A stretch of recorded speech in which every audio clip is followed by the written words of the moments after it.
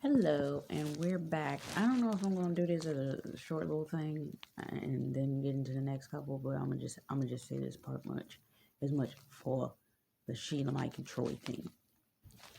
So when it comes down to Sheila, Mike, and Troy, I guess the last thing I wanted to add was the fact that you just have to be very careful that if you have a relationship with somebody that you were in a relationship with before, you probably should make an effort, especially when you know the person is untrustworthy,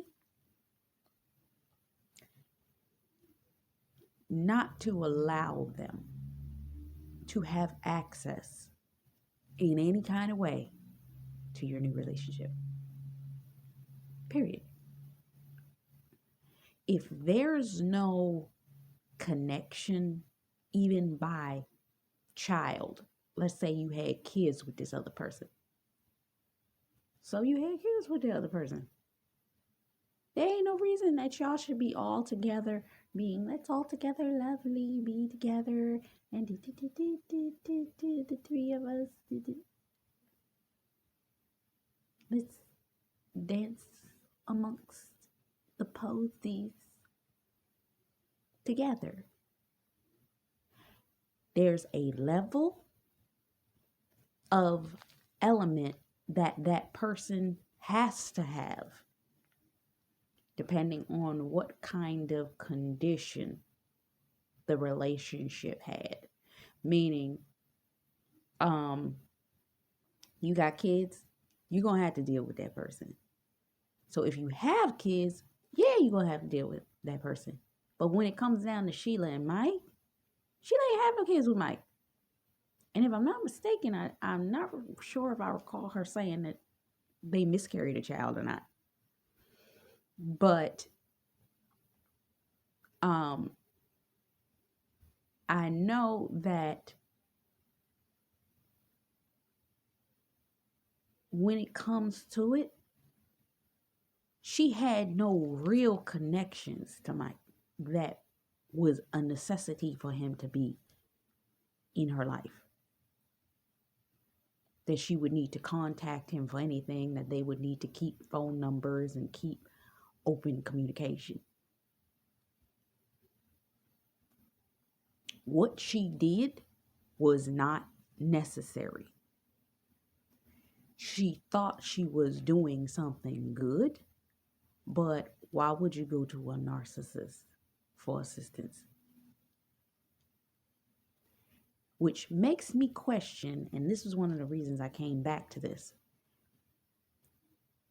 I was looking at something the other day. Actually, wasn't looking at it. My dad had flipped the channel, and he was looking at something in relation to a robbery that had occurred, and the woman that was involved, they coined the term Stockholm syndrome because in Stockholm, wherever that location was where this robbery had occurred, and the woman, she had somewhat been brainwashed into believing that certain things in relation to this robbery. So they convinced her X, Y, and Z, and then when they had no need for her, they let her go. But she was brainwashed to a degree. Now, Stockholm syndrome, let me get it for you. Okay, I looked it up. It took me a minute to find it because I think I spelled it wrong. But basically, it's an element that there is a unusual level of attraction to the captor. Now, I believe that this is the same disorder that you see sometime occur. There's a movie, and I think I knew what's the name? Aoki Noni Rose did a film recently which is similar to that, where she played a mother that had a unusual level of need that she needed her daughter to depend on her completely. So she literally would do things that anytime her daughter would become more and more independent of her, she would create scenarios that will make her need her. So she brainwashed the daughter into believing it was necessary for her to maintain a certain medication, so on and so forth, in order to forever be in need of the person. Narcissistic abusers will do this. They may not actually tell you or threaten you. They create circumstances to make you mentally believe that you cannot function without them. Okay? Now, do I think Mike tried this with Sheila? Yes, I do. Why do I say that I believe that he did? One, she mentioned that he abused her and that she had that nosebleed issue. Two, he owned properties. She did not have her own income. Remember, she said that the day that she hit him upside the head, that next morning, she found that she only had $26 in her bank account, meaning he had full control over her finances. So there was a level of undiscussed element that she never dealt with the way in which Mike dealt with her. So, in some ways, he was all that she knew. So, to a degree, when you have a person like that that's been in your life, you never, I don't care what's going on, you never supposed to let them back in your life whatsoever. Because they will search for whatever crack they can find to regain control over you. Ergo, Mike, when he gained that piece of information about Troy, regained control. Because as long as he had access to them, he could always use that to, what do you call it? I keep wanting to say demote, but it's the word I'm looking for. Oh my God, and I can't think of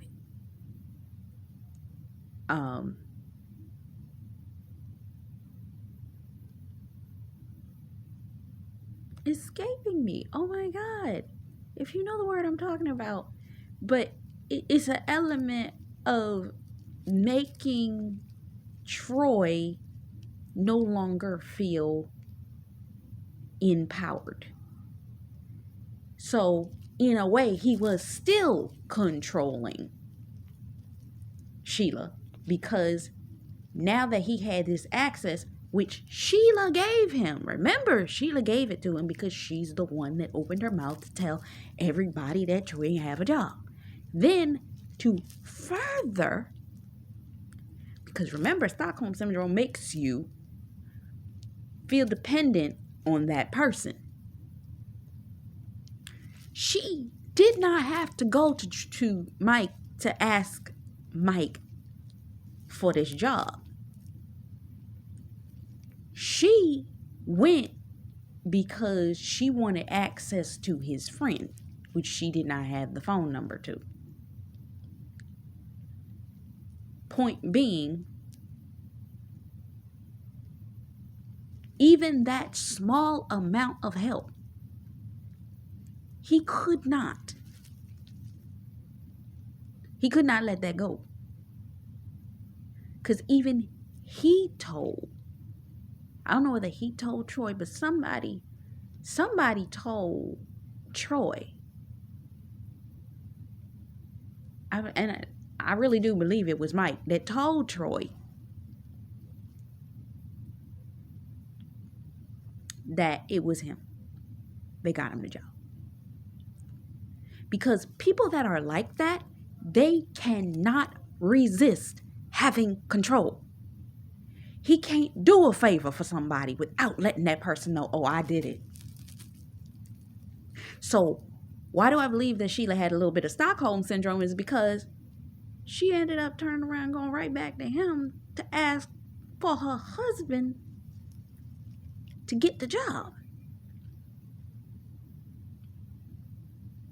Which thereby gave Mike control over them. Because as long as Mike had access to them, he would always be able to rub that in Troy's face. You do not do that. She was always, is it demoralizing? Troy by going to Mike or giving Mike information that demoralized Troy. You understand what I'm saying? When you are married, what common sense is not there that would tell you I'm going to give my own enemy, because Mike was her enemy, the information necessary to destroy my spouse.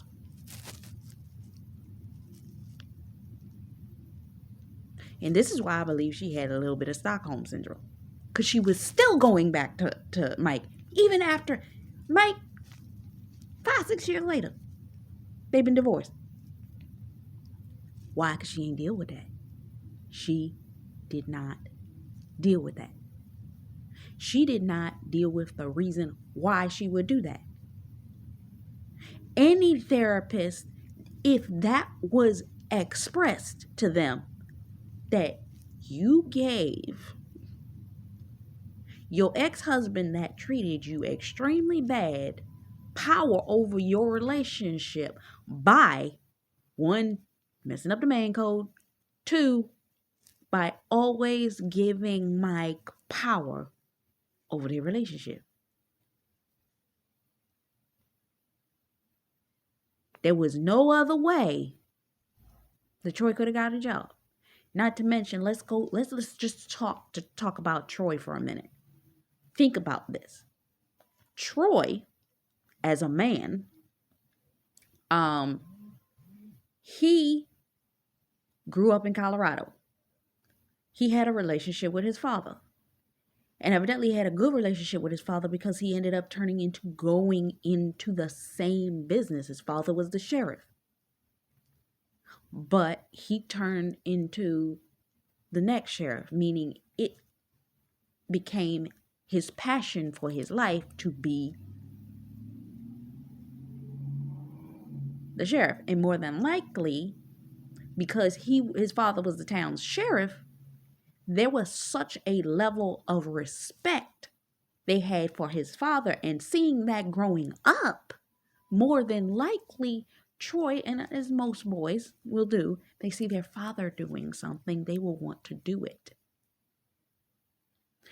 When they see that their father is well respected, when they see certain elements, his father had been the sheriff for years, and he pretty much inherited that station.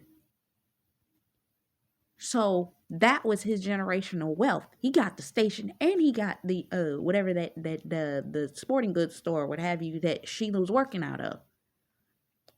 So that made him a man of the town, a man of within the city gates.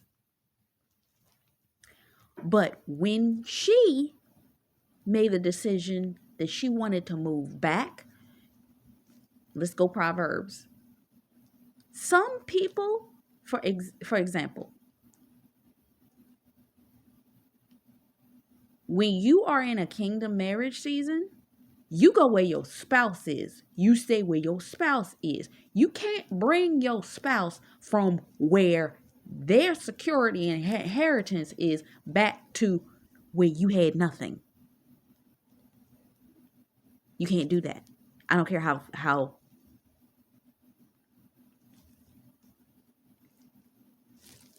you can't do that. I don't care how much you miss your friends, no, you never go back. What do we learn in the Bible? You do not go back to the place in which was your loader bar. Why would you take your spouse that has inheritance? He has a business. He owned the cottage. I believe he owned the cottage. He said that was my daddy's house. Hello? You gonna leave that. Have him sell and pack up or what have you, and come to a place that he had no money, no job, nothing lined up. You are bringing him into the poverty that you had. And then on top of that, you go to the man that abused you to get the information after having told that man that your husband don't have a job, thereby giving that man power over your husband. He ain't his boss, but because it was him he got the reference through, and knowing that he's a narcissist, she had to have a level of subtle Stockholm syndrome.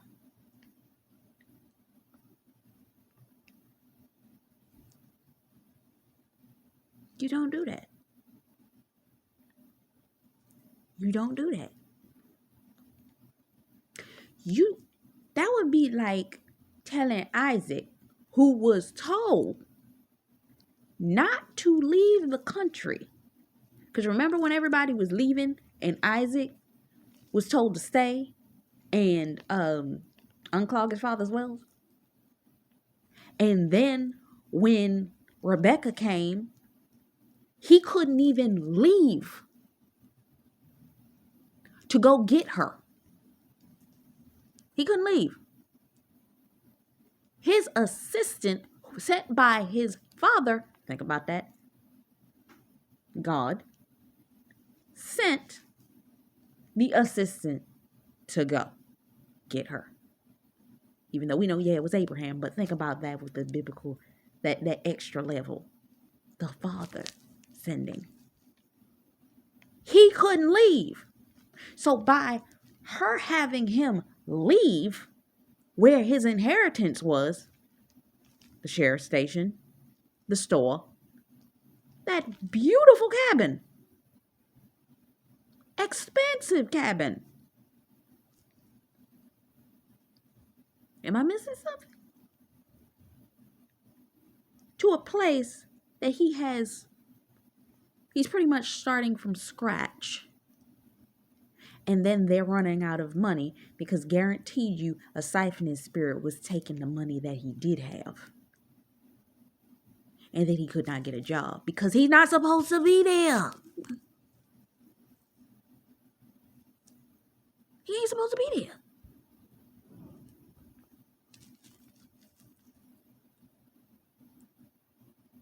He's not supposed to be there.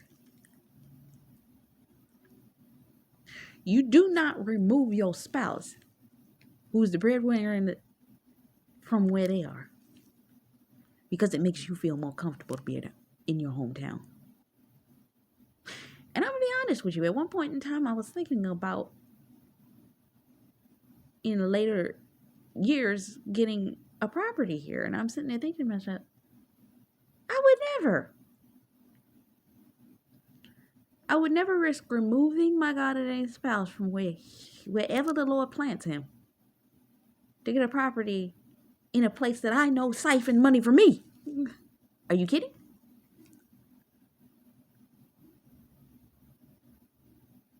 Certain places do that because it's a spiritual gatekeeper that siphons money.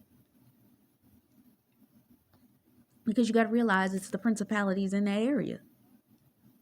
And if a person is outside of the will of God for their life, meaning they moved out of their field of favor, of course they're not going to be able to get. And then you pretty much went to Satan and asked him for a job.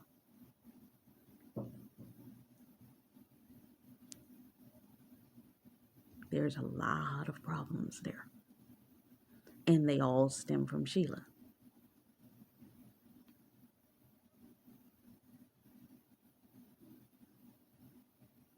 And I can't even call her Jezebel because of the fact that she's not consciously doing it. But the thing about Jezebel is she doesn't operate all the time as somebody that you can point out and say, Jezebel, there's Jezebel.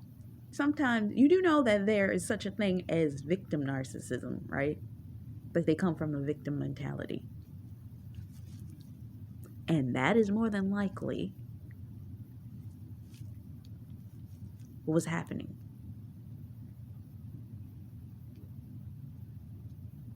She was coming from the victim position. Because there's an element of Jezebel that you always expect Jezebel to look like, well, our next couple.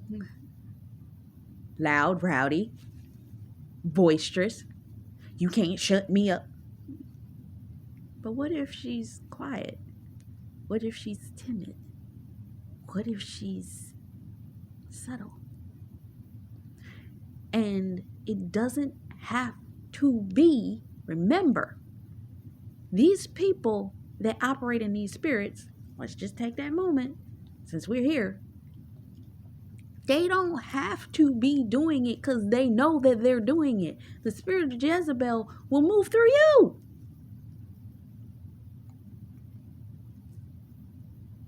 I remember I was just listening to Megan Michelle, and she made the point of saying, you gotta be careful because Jezebel will jump from person to person.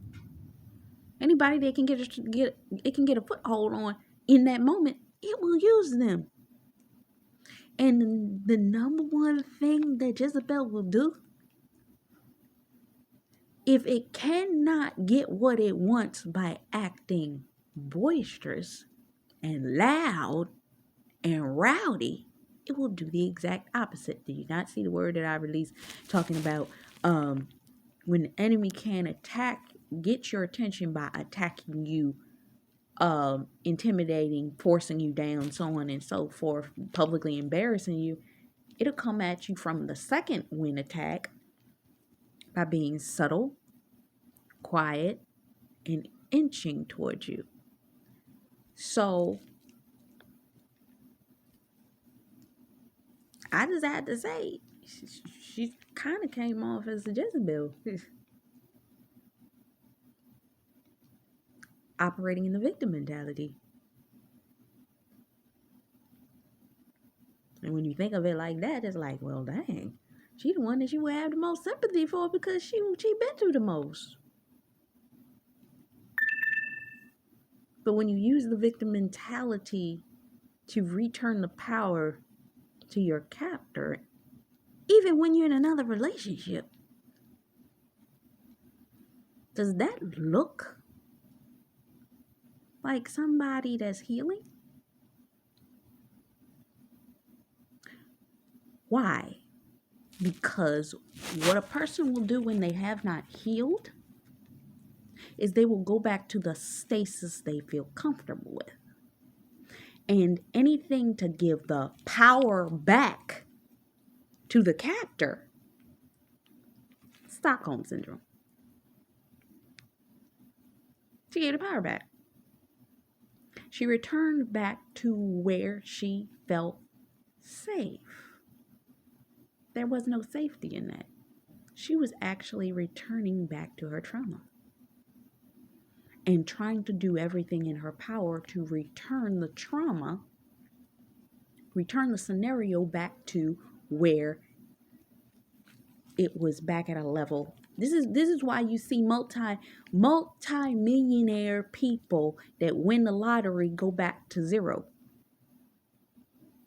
Because they went back to where their level of comfort.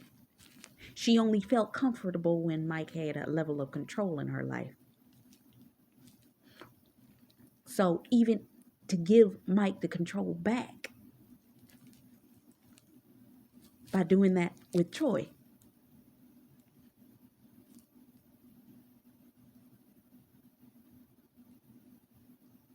See how deep that is?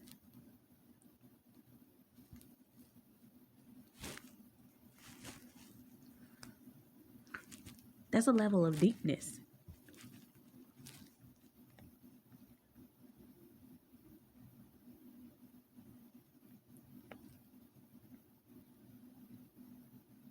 Operating Stockholm Syndrome, operating under a victim mentality that is slightly narcissistic. Because sometimes, and I've seen this happen, a person will be abused by a narcissist and then become one. This is why a lot of us need to have mercy on the counterfeits, because they are only doing what they saw done to them. And 9 times out of 10, let's go back. Let's go all the way back. If she did this to Troy, her mother probably did this to her father to a degree. But she might have been boisterous like Tasha. So because of the threat, why would she be attracted to a man that abused her and so on and so forth? She probably saw it happening in her own home growing up. You either go to become the ideal opposite, meaning you trying to become completely opposite, but later end up becoming exactly what you knew. She probably saw it growing up and subconsciously thought she was getting away from it, thinking that Mike was a protector. So when she had Mike, she felt like he was protecting, and then ended up in the exact same situation. So once she ended up out of the situation, what happens? She ends up in a situation where she does not feel the same pressing pressure. She becomes the aggressor. But not through aggression. Through what? Victim mentality. As long as I'm the victim and I can manipulate this situation into a way. She got the man to come all the way back to the city that she grew up in. And then return the power to her captor. Now, one might debate that. Sure, you can debate that.